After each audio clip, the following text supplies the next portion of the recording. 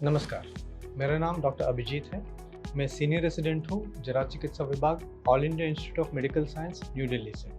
और आज हम बात करने वाले हैं कि कैंसर को कैसे रोका जा सकता है। सीनियर सिटीजन्स की संख्या जो है वो दिन प्रतिदिन बढ़ती जा रही है और ये माना जा रहा है कि 2030 तक ये नंबर 200 मिलियन तक होने वाला है। और बढ़ते हुए उम्र के साथ साथ बढ़ती है बीमारियों की रिस्क, जैसे कि डायबिटीज़, दिल की बीमारी, स्ट्रोक होने का रिस्क बढ़ जाता है, डिमेंशिया या जो याददाश्त भूलने वाली बीमारी कहते हैं, और कैंसर। तो अगर पूछा जाए कि कितने लोगों में कैंसर होता है, 2012 में 14 मिलियन नया केसेस रिकॉर्ड हुए थे और ये नंबर 24 मिलियन होने वाला है 2035 तक। अगर 100 नए कैंसर डिटेक्ट होते हैं, उनमें से तकरीबन 60% जो है वो सीनियर सिटीजन्स में हो रहा है। और इंडिया में ये माना जाता है कि अगले 3 साल में तकरीबन 4,50,000 आदमी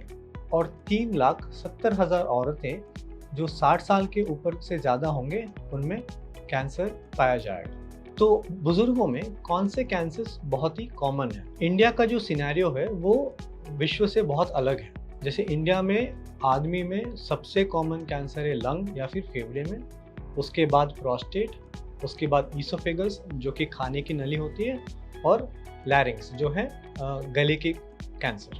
और महिलाओं में सबसे कॉमन कैंसर जो है वो है ब्रेस्ट, उसके बाद सर्विक्स, उसके बाद खाने की नली and then uterus. So cancer prevention क्यों इम्पॉर्टेंट है? क्योंकि इन स्टेप्स को फॉलो करने से ना ही कैंसर होने की संभावना कम हो जाती है, लेकिन उसके साथ साथ उस बीमारी के साथ आने वाली जो अनेक तकलीफ़ें हैं, जैसे शारीरिक समस्याएं आती हैं, मानसिक तनाव बढ़ता है, आर्थिक स्थिति खराब हो जाती है और घर परिवार वालों पे जो स्ट्रेस पड़ता है, इन सब चीज़ों पे भी छुटकारा मिल सकता है। तो ऐसे कौन से स्टेप्स हैं जो करने से हम होने वाले कैंसर को कम कर सकते हैं? तो पहले बात करेंगे हम तंबाकू के बारे में। तंबाकू का सेवन 2 प्रकार के होते हैं। एक तो तंबाकू खाया जा सकता है, जैसे कि पान हुआ, गुटखा या खैनी, या फिर उसको स्मोकिंग के द्वारा भी लिया जा सकता है, जैसे कि सिगरेट, बीड़ी इत्यादि। तो अगर इंडिया में देखा जाए तो तकरीबन 20% लोग इंडिया में तंबाकू स्मोकिंग के द्वारा लेते हैं और तकरीब 30% लोग च्यूइंग टबैको मतलब पान, गुटखा, खैनी इत्यादि वगैरह को इस्तेमाल करते हैं। और हैरानी की बात यह है कि महिलाओं में भी तकरीबन 13% महिलाएं तंबाकू का इस्तेमाल करते हैं। तो इसकी वजह से ये देखा गया है कि 1.2 मिलियन जो डेथ्स है वर्ल्ड वाइड, वो तंबाकू के कारण हो रहे हैं। और 2020 में सिर्फ इंडिया में नियरली 30% जो कैंसर्स रिकॉर्ड हुए थे वो तंबाकू के कारण थे।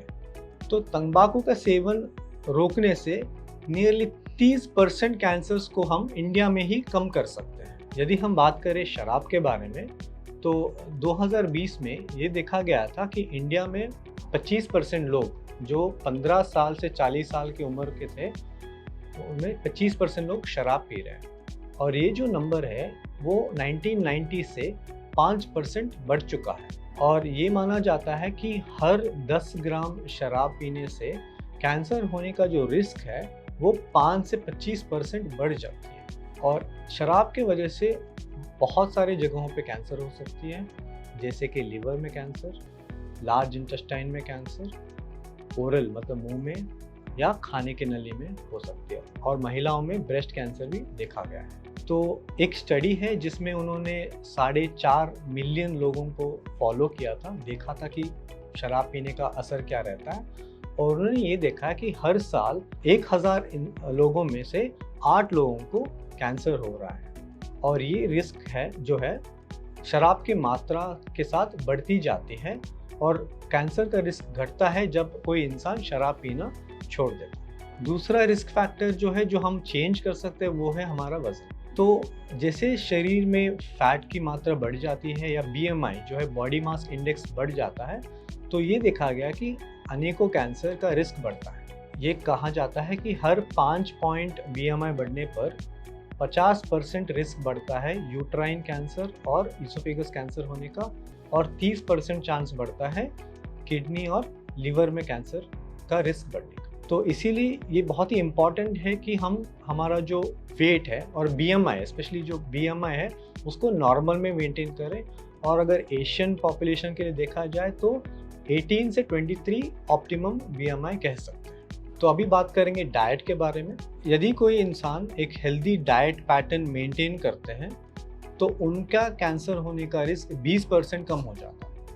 और एक हेल्दी डाइट वो है जिसमें ज़्यादातर होल ग्रेन्स होंगे, सब्जियां ज़्यादा होंगी, फ्रूट्स होगा एंड बीन्स होगा। और खाने में जितना हम fast food, red meat, processed meat और सॉफ्ट ड्रिंक्स कम करेंगे उतना बेहतर रहता है स्वास्थ्य के लिए भी और कैंसर को प्रिवेंट करने में भी।